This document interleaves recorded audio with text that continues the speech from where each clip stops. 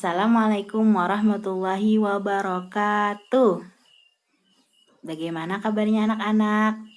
Alhamdulillah. Nah, masih ingat ya kemarin Ibu ada mengajarkan ketika Ibu bertanya, bagaimana kabar kalian? Jawabannya, Alhamdulillah, luar biasa, Allahu Akbar. Bisa kita coba? Bagaimana kabarnya anak-anak? Alhamdulillah, luar biasa, Allahu Akbar. Baik, kita awali pembelajaran hari ini dengan membaca doa. Angkat tangannya, kita mulai. Bismillahirrahmanirrahim. Amin. Nah, sekarang Ibu akan mengabsen terlebih dahulu. Silakan angkat tangannya untuk nama yang Ibu sebutkan. Muhammad Nur Hakiki, Nursila Rahmi, Dinia Ainun Umami, Imaratul Huda, Ainun Ni'mah, Muna Risanti. Alhamdulillah, berarti hari ini lengkap. Nah, sekarang lihat di sekitar. Apakah di sekitar kalian tidak ada sampah? Jika ada, silahkan dibersihkan terlebih dahulu. Kemudian tempat duduknya dirapikan dan juga keluarkan alat tulis kalian untuk memulai pembelajaran. Ada yang ingat sebelumnya kita belajar tentang apa? Iya, betul. Sebelumnya kita sudah belajar tentang kehidupan dari Nabi Muhammad SAW. Kemudian kira-kira hari ini kita belajar tentang apa? Tidak apa-apa, tidak tahu. Sebelumnya tadi kan kita sudah belajar tentang kehidupan Nabi. Nah, sekarang kita akan belajar kehidupan orang-orang yang berhubungan dan juga yang berada di sekitar Nabi. Kira-kira orang yang paling dekat dengan Nabi itu siapa? Keluarga, betul. Selainnya, sahabat. Nah, kira-kira sahabat dari Nabi itu ada yang tahu siapa? Umar bin Khattab. Terus ada yang tahu lagi? Ali bin Abi Thalib, betul. Utsman bin Affan, betul. Dan juga ya ada Abu Bakar As-Siddiq. Nah, keempat sahabat Nabi tadi termasuk dari 4 sahabat Nabi yang paling utama. Dan hari ini kita akan membahas sahabat Nabi yang utama. Itu yang pertama, kira-kira siapa? Iya, Abu Bakar As-Siddiq. Jadi hari ini kita akan membahas tentang Abu Bakar As-Siddiq. Setelah kalian mempelajari tentang kehidupan dari Abu Bakar As-Siddiq ini, diharapkan kalian dapat mengamalkannya, meniru hal-hal yang baik yang ada pada beliau, dan juga kalian mengetahui dan juga dapat menceritakan bagaimana kehidupan dari sahabat Nabi ini.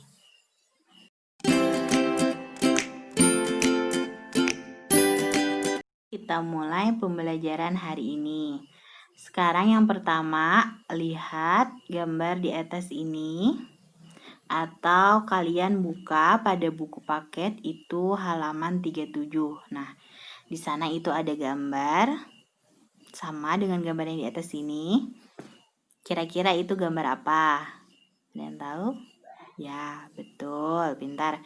Jadi itu gambar dari seorang anak yang memberikan uang atau memberikan sedekah kepada orang yang lebih tua, atau bisa disebut dengan sikap yaitu tolong menolong. Apakah kalian juga pernah melakukannya?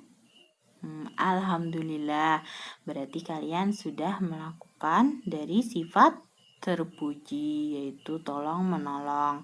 Nah, sifat ini jugalah yang dimiliki oleh sahabat Nabi ini, yaitu Abu Bakar As-Siddiq. Beliau terkenal sebagai sahabat yang suka memberi sedekah, dermawan, dan juga menolong sesama.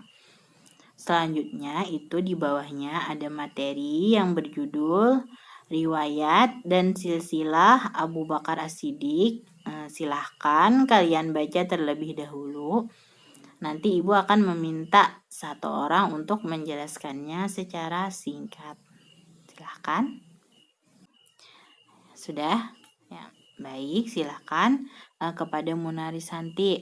Kira-kira materi tadi menjelaskan tentang apa? Iya, betul. Di materi tadi menjelaskan riwayat kehidupan dari Abu Bakar As-Siddiq. Ibu akan menjelaskannya kembali. Jadi di sini Abu Bakar As-Siddiq itu merupakan salah satu sahabat yang disebut dengan as-sabiqunal awwalun. Artinya orang-orang yang pertama masuk Islam. Jadi orang-orang yang pertama masuk Islam itu ada dari kalangan wanita, yaitu istri beliau Siti Khadijah. Ada dari kalangan anak-anak, yaitu Ali bin Abi Thalib, dan juga ada dari kalangan lelaki dewasa, yaitu Abu Bakar As-Siddiq. Betul. Sebelum beliau masuk Islam, itu namanya adalah Abu Ka'bah. Kemudian ketika masuk Islam, Rasulullah mengganti namanya menjadi Abdullah. Jadi nama beliau itu adalah Abdullah. Kalau nama panjangnya beserta silsilahnya di sini ada dituliskan begitu panjang, ibu sebutkan, yaitu Abdullah bin Abi Quhafah bin Amr bin Ka'ab bin Sa'ad bin Taim bin Murrah bin Ka'ab bin Lu'ay bin Ghalib bin Quraisy At-Tamimi. Nah, kemudian ternyata silsilah atau nasab dari Abu Bakar As-Siddiq ini ada berhubungan juga dengan Nabi, yaitu mereka, yaitu Abu Bakar dan Nabi sama-sama memiliki kakek, yaitu Murrah. Dan juga selain bersahabat dengan Nabi, salah satu anak dari Abu Bakar As-Siddiq itu menjadi istri Nabi. Ada yang tahu? Iya, bagus, pintar. Istri dari Nabi Muhammad yang merupakan anak dari Abu Bakar As-Siddiq adalah Siti Aisyah. Jadi selain menjadi sahabat, Abu Bakar As-Siddiq ini juga menjadi orang tua dari Nabi Muhammad. Nah, kemudian nama beliau itu kan ada bergelar As-Siddiq. Nah, As-Siddiq itu kenapa jadi mendapat gelar As-Siddiq? Ada yang tahu? As-Siddiq itu artinya yang benar. Kenapa jadi beliau sampai mendapatkan gelar artinya orang yang benar? Karena pada saat Nabi menjalani Isra Mi'raj, itu sangat banyak orang yang tidak percaya dengan apa yang dikatakan oleh Nabi. Karena Isra Mi'raj itu adalah perjalanan yang sangat jauh, mulai dari Masjidil Haram ke Masjidil Aqsa sampai kepada langit ketujuh, dan bertemu Allah untuk melaksanakan salat. Jadi banyak yang tidak percaya karena merasa mustahil itu dapat dilakukan dalam satu malam. Tapi di sini Abu Bakar As-Siddiq, beliau itu mengatakan bahwa apapun yang dilakukan oleh Nabi itu pasti benar, dan beliau langsung mempercayai Isra Mi'raj Nabi sehingga mendapatkan gelar As-Siddiq, artinya beliau yang benar, yang selalu percaya dengan Nabi. Nah, Selain itu, Abu Bakar As-Siddiq juga melanjutkan kekhalifahan, yaitu kepemimpinan Islam setelah wafatnya Nabi Muhammad Sallallahu Alaihi Wasallam. Oke, kira-kira ada yang ingin ditanyakan dulu? Kita lanjut ya. Nah, selanjutnya silahkan lihat gambar lagi pada di atas sini atau pada buku di halaman 30. Nah, kira-kira itu gambar apa?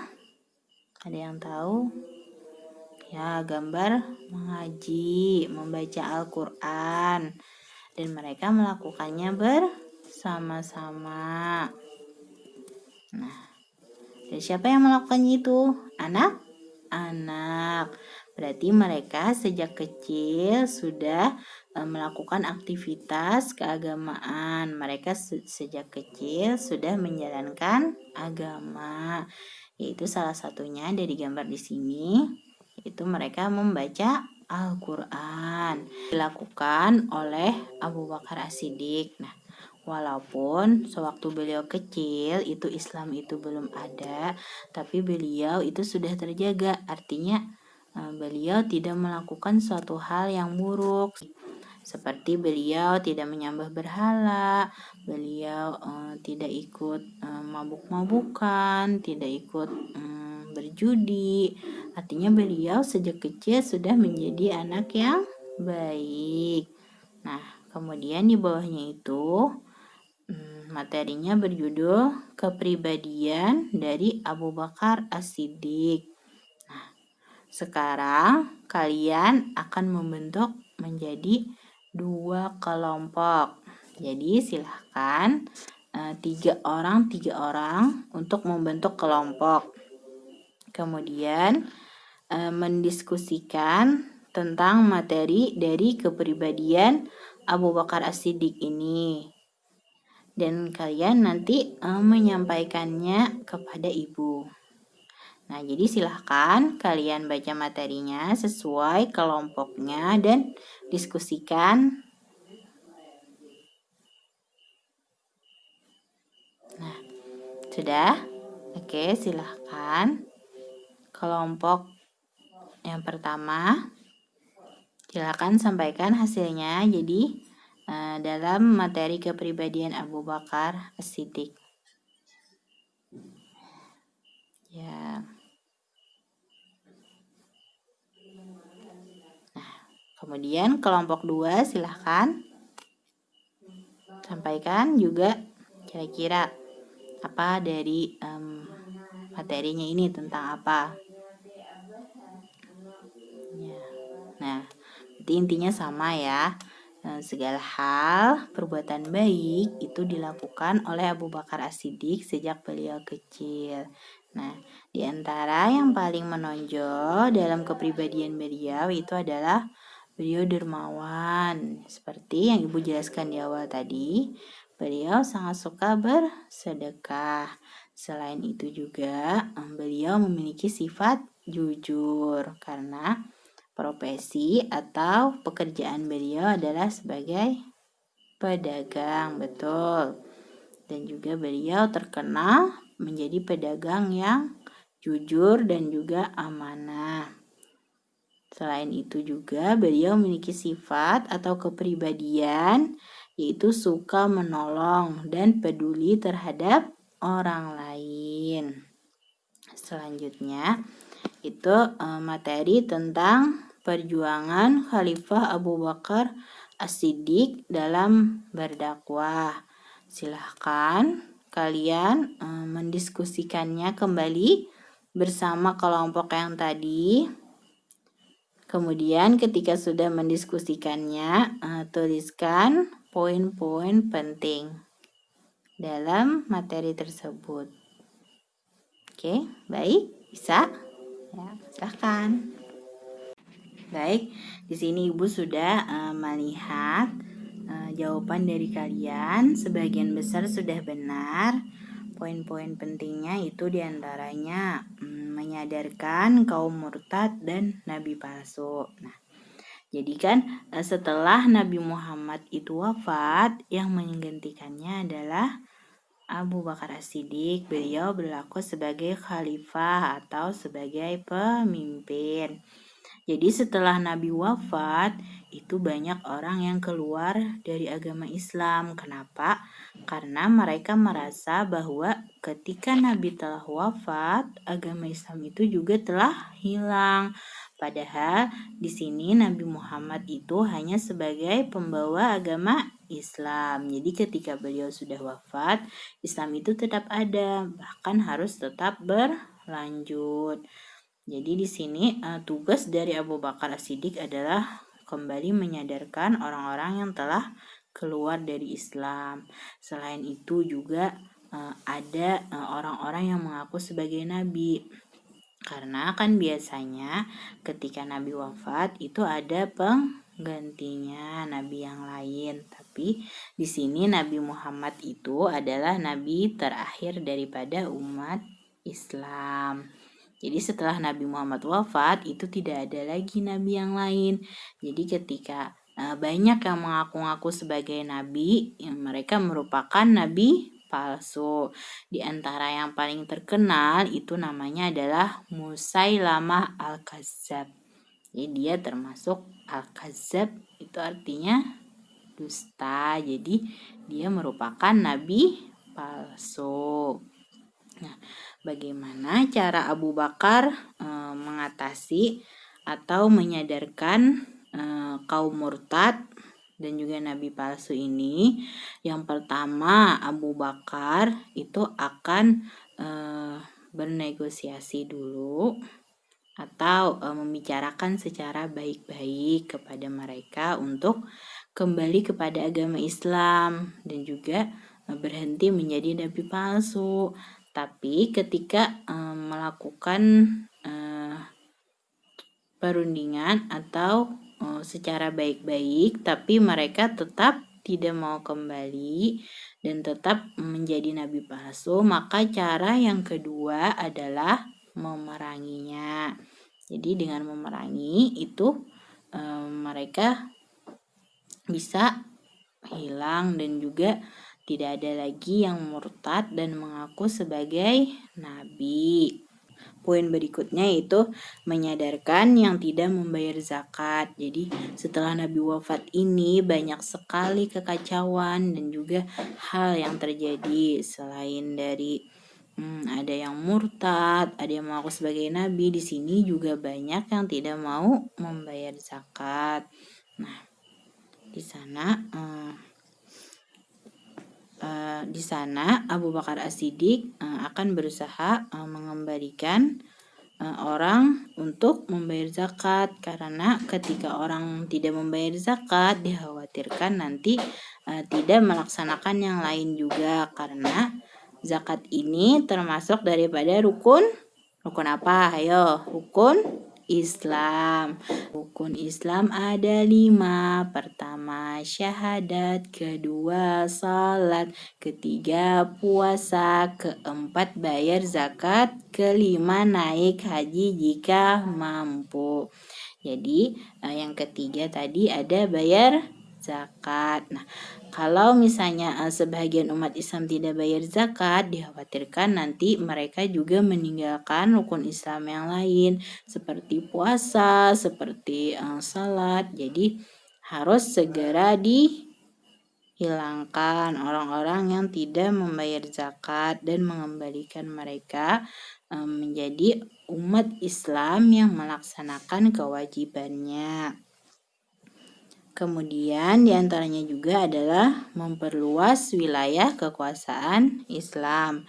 Dan ini merupakan bagian juga daripada dakwah. Jadi mengajarkan agama Islam itu tidak hanya yang berada di Arab. Jadi lebih memperluas dalam berdakwah. Dan yang terakhir itu mengumpulkan mushaf Al-Quran. Di sini ketika memperluas wilayah, ketika menyebarkan dakwah, itu salah satu caranya adalah dengan perang. Jadi ketika berperang itu banyak yang mati syahid, yang meninggal. Nah, salah satunya itu yang banyak mati syahid adalah para penghafal Al-Qur'an. Nah, karena banyak penghafal Al-Qur'an itu yang sudah wafat. Nah, di sini Umar bin Khattab selaku sebagai sahabat daripada Abu Bakar As-Siddiq dan juga sahabat Nabi itu menyarankan kepada Abu Bakar untuk membukukan atau mengumpulkan daripada mushaf Al-Qur'an agar Al-Qur'an ini tidak hilang karena tadi banyak sudah para penghafal yang wafat. Jadi di sini dikumpulkan dan yang mengumpulkannya itu adalah sahabat juga yang bernama Zaid bin Sabit. Dan Zaid bin Sabit ini juga seorang penghafal Al-Qur'an. Jadi ia yang mengumpulkan dari pelepah kurma, dari tulang binatang, dari kertas dikumpulkan untuk menjadi mushaf Al-Qur'an. Nah, di sini yang terakhir yaitu tentang contoh nilai positif sikap khalifah dari Abu Bakar. Jadi hal-hal yang baik sifat beliau itu harus kita contoh terlebih dalam kehidupan sehari-hari. Di sini diantaranya ada rendah hati dan juga peduli. Nah, Abu Bakar As-Siddiq ini kan beliau sebagai khalifah, sebagai pemimpin, otomatis jabatannya tinggi dan juga beliau itu merupakan seorang pedagang yang kaya raya, tapi beliau memiliki sifat yang rendah hati. Jadi ketika kita punya uang yang lebih, kita diberikan tempat yang baik, tempat tinggal yang baik, dan juga pakaian yang bagus, itu tidak boleh sombong, harus tetap rendah hati. Karena semuanya yang kita miliki ini berasal dari Allah dan juga kita harus peduli. Nah, seperti Abu Bakar As-Siddiq tadi, beliau sangat peduli kepada sesama dengan cara bersedekah. Jadi kita harus sering-sering bersedekah kepada orang yang membutuhkan, bersedekah untuk masjid dan juga keperluan yang lain.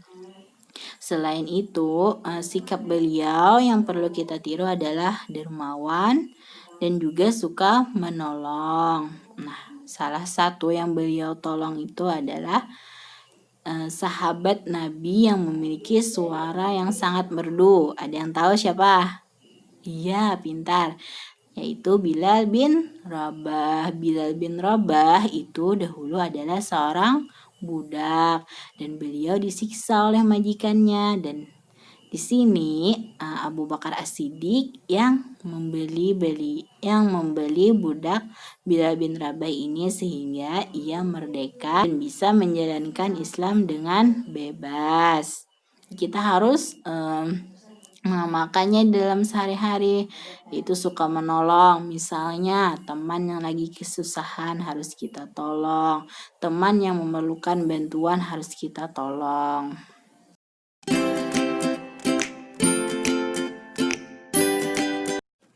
Itulah tadi penjelasan dari Ibu. Ada yang ingin ditanyakan?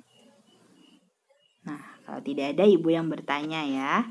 Nah, dalam riwayat tadi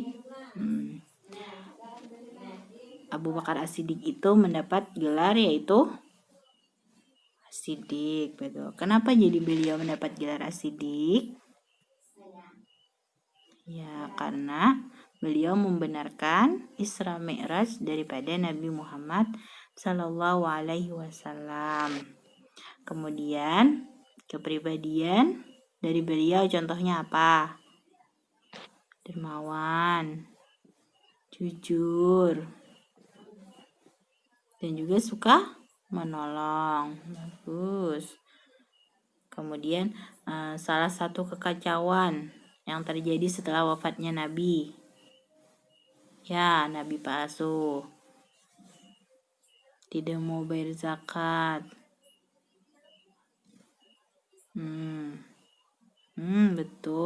betul semua.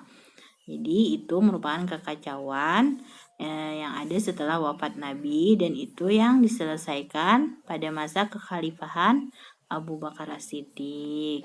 Nah, jadi itu tadi pembelajaran kita hari ini. Kesimpulannya, yang pertama, dalam riwayat Abu Bakar As-Siddiq, beliau itu menjadi orang yang pertama masuk Islam atau as-sabiqun al-awwalun. Beliau juga menjadi khalifah pertama pengganti daripada Nabi Muhammad SAW. Dan juga ada anak beliau yang bernama Siti Aisyah yang menjadi istri Nabi. Kemudian beliau memiliki kepribadian yang dermawan, suka bersedekah, jujur, suka menolong, dan juga peduli. Nah, di antara hal yang beliau lakukan dalam dakwah atau dalam masa kepemimpinan dan juga khalifahnya, di antaranya menyadarkan kaum murtad dan juga orang yang tidak mau bayar zakat, orang yang mengaku menjadi nabi. Selain itu, beliau menyebarkan agama Islam dan juga mengumpulkan mushaf Al-Quran. Dan yang terakhir, hal-hal dari beliau yang dapat kita ambil pelajaran untuk diamalkan sehari-hari, yaitu rendah hati dan juga peduli, dermawan dan juga suka tolong menolong, dan sederhana dan berjiwa besar. Jadi itu tadi materi kita pada hari ini. Kemudian ibu akan memberikan kalian tugas. Silahkan nanti di rumah kalian tuliskan kesimpulan daripada pembelajaran hari ini, dan juga contoh perbuatan yang pernah kalian lakukan yang sesuai dengan kepribadian Abu Bakar As-Siddiq. Silahkan kalian kerjakan nanti, ditulis dan juga dikumpulkan untuk minggu depan pada pertemuan kita selanjutnya. Baik, akhiri dengan membaca doa. Bismillahirrahmanirrahim. Amin. Wabillahi taufiq wal hidayah. Assalamualaikum warahmatullahi wabarakatuh.